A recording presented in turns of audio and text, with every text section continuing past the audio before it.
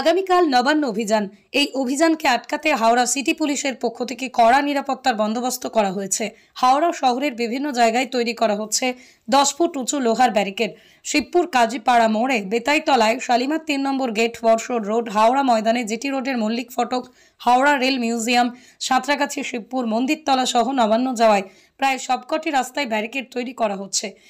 ইতিমধ্যে কোথাও শালখুঁটি বাঁশের ব্যারিকেড, আবার কোথাও লোহার ব্যারিকেড বাঁধার কাজ শুরু করে দেওয়া হয়েছে। রাস্তা খুঁড়ে লোহার বিম ঢুকিয়ে কংক্রিটের ঢালাই করে ব্যারিকেড তৈরি করা হচ্ছে। প্রত্যেক রাস্তায় যান চলাচল স্বাভাবিক রেখে ব্যারিকেডগুলি বাঁধার কাজ চলছে।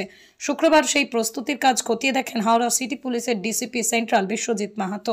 বিভিন্ন থানা এলাকায় থানার আধিকারিকদের সঙ্গে রেখে তিনি বিভিন্ন ব্যারিকেড স্থল খতিয়ে দেখেন।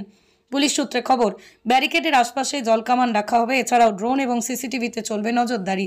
রাজ্য পুলিশের আইজি, ডিআইজি পদমর্যাদার আধিকারিকদের পাশাপাশি হাওড়া সিটি পুলিশের পদস্থ কর্তারা নিরাপত্তার দায়িত্বে থাকবেন। হাওড়া ছাড়াও বিভিন্ন জেলা থেকে আনা হচ্ছে প্রচুর পুলিশ, মহিলা পুলিশ, র্যাফ, কমব্যাট ফোর্স। থাকবে সাদা পোশাকের পুলিশ। নবান্ন অভিযান আটকাতে কঠোর নিরাপত্তার ব্যবস্থা করছে পুলিশ প্রশাসন।